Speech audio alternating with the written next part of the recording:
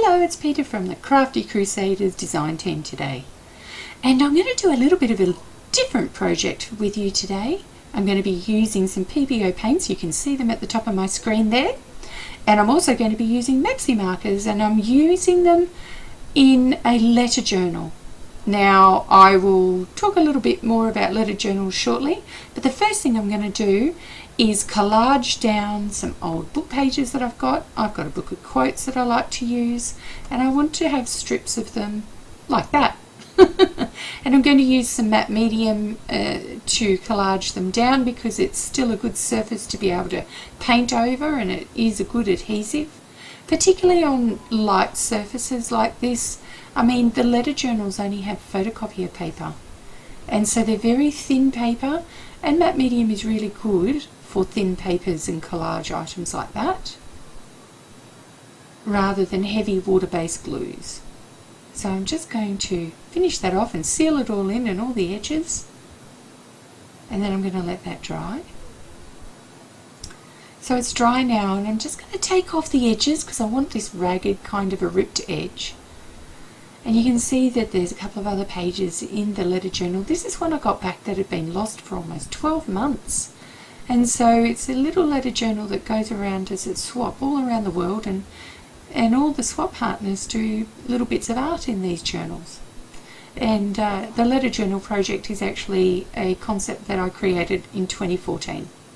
So what I'm doing here is I'm getting my Pebeo paints. I've got 3 different types of blue and a little bit of white and some glazing medium. And now I'm just adding some purple into the darker blue, testing it out on my scratch envelope there and seeing whether the colour was suitable. And I'm just going over, you can see it's very, very translucent, and this is what glazing fluid does to the paint, because what I want to do is gradually build up layers and layers, and I'm looking to have the milky blue in the middle and the darker blue and the purple ringing the edges but feathered in, and you'll see me just do this gradually over a period of time, and it will build up a gradual colour that you wouldn't be able to get just by painting.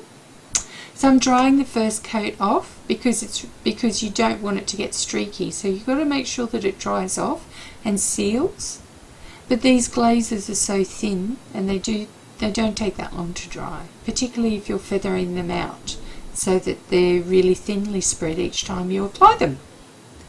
So the letter journal project is where we have 4 swap participants, and we have a journal that's made that's very light, so we aim to get it under the 30 gram mark in Australia. For international letters in Australia at the moment, if they're under 50 grams they only cost $2.70 to post out each time, and if they are 51 grams they cost you $7.40. So we try and keep them under 50 grams. We do, and that gives us, and there's no lumpy bumpy, so it gives us a challenge. We get these little journals that fit into a business size envelope, and we just add little bits of art. We tell a little bit about ourselves. We might have collaborative pages where, you know, all 4 swap partners will do something. So you can see me now that I've got the lighter centre, and I'm gradually now increasing the purple, just layer upon layer, and I like the ripped edges, and you can see the page underneath. And periodically I will go in and add the lighter blue and blend it back out. So the point when you're doing transitions like this with glazes is to blend from the outside in and then to blend from the inside out. And that gets your transitions looking nice and smooth and not streaky and not artificially done. They're just gradually build up over time.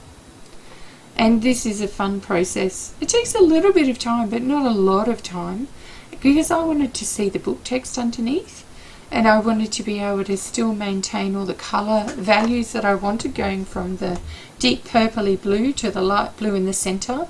But then I've made that slightly a little bit purple because I've gradually added a little bit of the darker paints in there. So now I've got another 2 pages, and I've drawn a few little cute little birds, and I'm going to use my Mepxy markers to colour them in, and then a black felt tip pen to doodle over the top. So we're starting in with some Mepxy markers, and I'm just using some pale apricot and a pale lemon, and I'm just blending them in. These are just the initial coats, and I'm just ringing the darker orange, which is a carmine, around the edge, and just hashing in with some finer details. Very cute. So now I'm using some magenta, and I'm going to go over this again with all the same colours now to blend them all in. And I'm using the lightest colour and also the colourless blender to help blend all those colours together. So now I'm going to start with the other little bird, and I'm going to use all different types of purples for this one, and I'm using my brush tip markers and also the fine tip markers here and the chisels all at the same time. I wanted this one to be much more muted, and I still like them with that slightly messy look. So you can see I'm using long broad strokes on my chisel marker. That stops you having a real patchy look on your alcohol markers. I also used a little bit of a flesh colour, and now I'm using my gel roller pen just to outline. I'm going to do just that little bit of doodling on the wing and maybe on part of her body.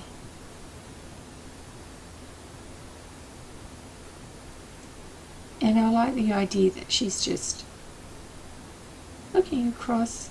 She's got some eyelashes because she's a girl. And now I'm just doing the same thing, so outlining the details on my very content little fat bird. And I'm going to cut them out and glue them onto the page, because I want them to really stand out and be light against that page.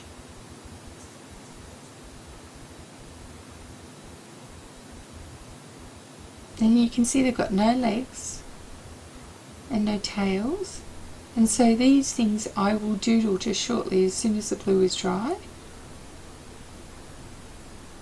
You can see that background is dried really lovely now.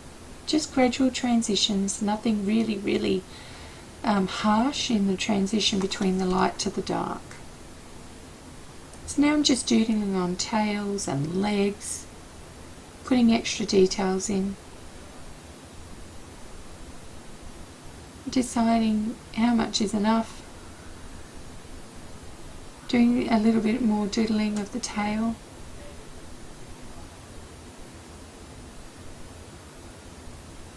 And then I'm going to pull out a white pen, and I'm going to add some spots and some little white highlights. This is a new Signo gel roller pen, and I just had to make sure that the white gel was rolling out. So I decided to colour in some of the checkers in the wings, just to highlight them a little bit.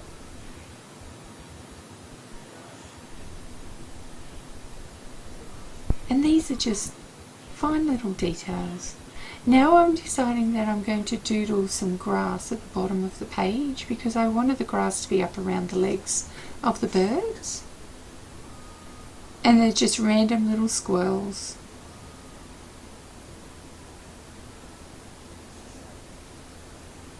And there you go, doodle grass. So now I'm getting a black marker that's an India ink marker, and you can smudge it. So I'm smudging a shadow there.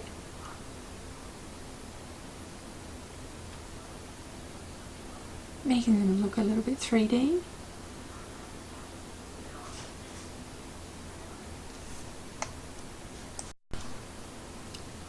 So what I'm doing now is I'm cutting out some strips of that same book paper, but because I want to spray them, and I've sprayed them with some acrylic inks. So I made some acrylic ink sprays.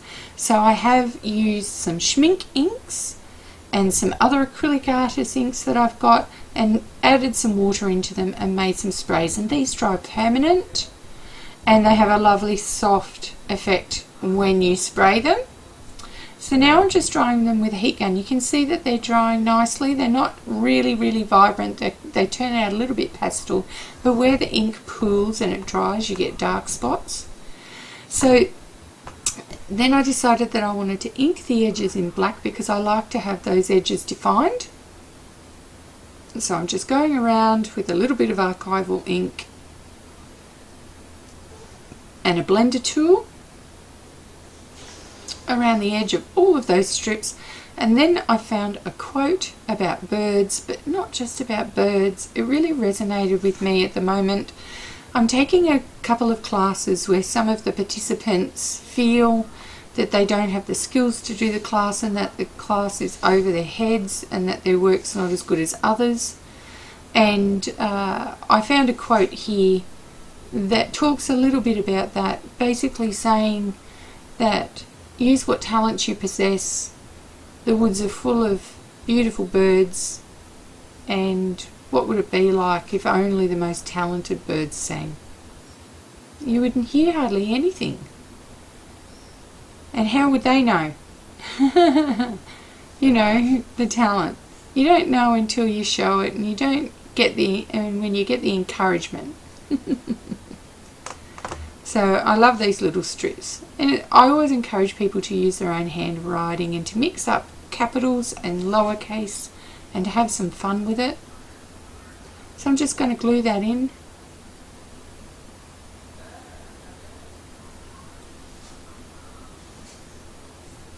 I'm just using some tacky glue to glue that in. And I like to try and keep these letter journal pages a little bit simple. Very cute.